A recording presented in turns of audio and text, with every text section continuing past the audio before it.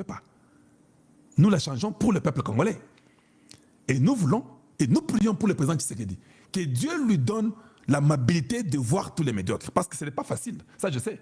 Qu'il voit les médiocres et qu'il les écarte dans sa gouvernance. Voilà. Changement de la constitution, c'est une chose. Construire la nation, c'est une autre. On peut toujours changer. Maintenant, ça sera très dangereux que nous changions la constitution et que nous enlevons tout ce qui est mauvais de la constitution que nous ne voulons pas et les fils d'Étienne Tshisekedi ne font pas un bon travail. Voilà, maintenant, là, nous n'aurons pas d'excuses. Là, ça sera plus que dur. Et le peuple nous jugera durement là-dessus. En excluant moi, parce que moi, je dénonce toujours les mal. Oui, oui, c'est comme ça, vous devez retenir ça. C'est la 40e minute que je viens de dire ça. À la 22e minute de l'émission d'aujourd'hui, nous sommes le 4 juin 2026. Parce que si nous disons que ça ne va pas, la constitution n'est pas bonne et qu'il faut l'arranger, nous arrangeons, nous changeons tout pour les bénéfices du peuple.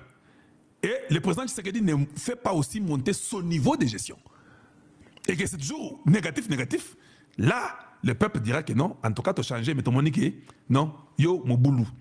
Au sali, mais il faut kende. Le peuple dira ça.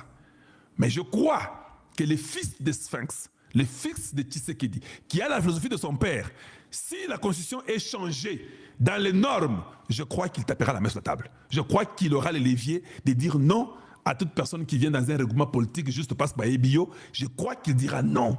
Et je prie pour lui, pour qu'il dise non à ces gens-là qui ne peuvent pas l'aider. Parce que là, même les gens de l'IDPS n'auront pas de raison à avancer. Vous avancerez quoi d'autre comme raison? Si nous changeons et tout va bien et qu'on garde toujours les médiocres. Donc, j'ai très bien saisi que pour un gouvernement, il est difficile que nous puissions avoir un gouvernement de 10 personnes aujourd'hui. C'est à cause de la Constitution. Omar a dit que déjà, lobby, quand on a seulement proclamé les gens là des mandataires, hey, les regroupements ont commencé, Mbata commence à voir les gens, Kabouya commence à voir les gens. C'est comme ça que les Congolais est. Les Congolais ne voient pas un développement. Il faut maintenant, toi, tu avais quel regroupement, tu avais combien de députés? Ils sont là, ils voient. Je sais qu'aujourd'hui, ça sera difficile. Je ne peux même pas rêver qu'il y aura un gouvernement de 15. Mais quand nous changeons la Constitution, nous voyons un gouvernement de 30, de 50. Là, nous aurons à nous prononcer pour que nous puissions voir clairement qu'est-ce qui pousse que l'excellence peut nous donner encore 40. Il n'y a aucune loi qui les lit qui nous donne 40, 50. Là, nous allons encore parler. Et là, ça sera maintenant parole contre écriture, contre constitution. Et le Congo gagnera. Je crois qu'en ce temps-là, ça c'est ce que je crois aujourd'hui. Ça peut changer, hein, je suis un homme. Que si cela est changé, le président Tshisekedi n'aura pas un gouvernement de 50 ou de 40. Il n'aura pas la raison d'avoir un gouvernement de 50 ou de 40. Selon la constitution nouvelle que nous aurons. J'espère que nous nous comprenons. Maintenant, si dans la nouvelle constitution, parce qu'il y a beaucoup de choses, aujourd'hui Tshisekedi aura toujours raison. Pourquoi tu nous donnais 50 ministres? Non, c'est la constitution. Pourquoi ça traînait longtemps pour sortir un gouvernement? Non, c'est la constitution. Il aura raison. Mais maintenant, je vous pose la question. Croyez-vous que quand nous changerons la constitution, lui va se taire et va faire 6 mois pour sortir un gouvernement tant qu'il n'aura pas les gens qui vont l'obliger et que la constitution lui donnera la main libre? Non, nous croyons que ça sera comme en Amérique.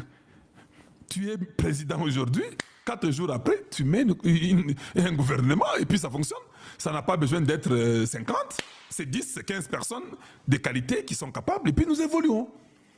Mais si nous avons la nouvelle constitution et tout a changé, nous voyons, on fait encore 6 mois, 9 mois sans gouvernement. Là, nous dirons que c'est Tshisekedi qui a fait les problèmes. C'est ça que nous dirons. Et c'est ça la vérité qu'il faut dire aux gens.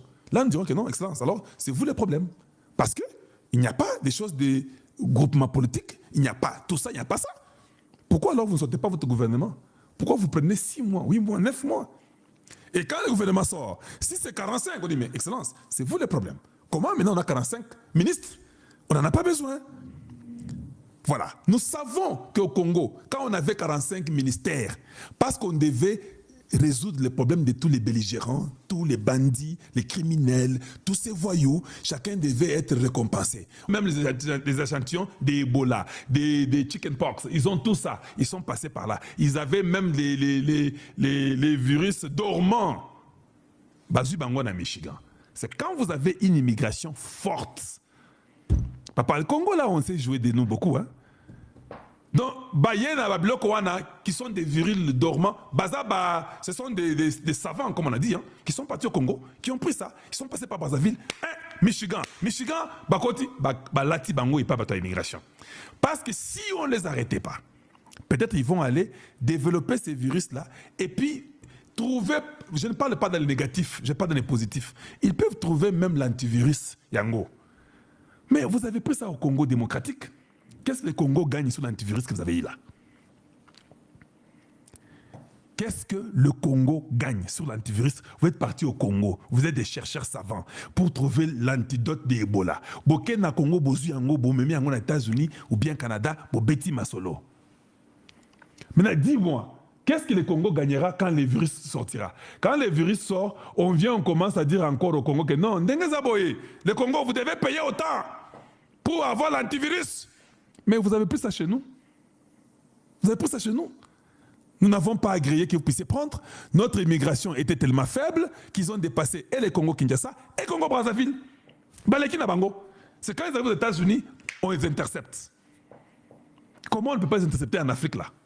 Parce que nous avons la complaisance. Nous aimons les petits. Eh papa, je suis trop mais la maïté. Talab loko nazule kanangwa. Oui bien go. Et les qui maï. Et les qui maï. Il faut former l'immigration du Congo.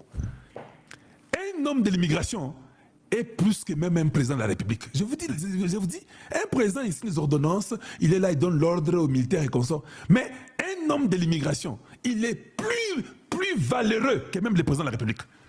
C'est lui qui peut détruire votre nation. C'est lui qui peut laisser n'importe quoi entrer chez vous ou sortir chez vous. Un agent d'immigration doit sentir que c'est moi qui protège le Congo. Hey, papa, c'est quoi papa,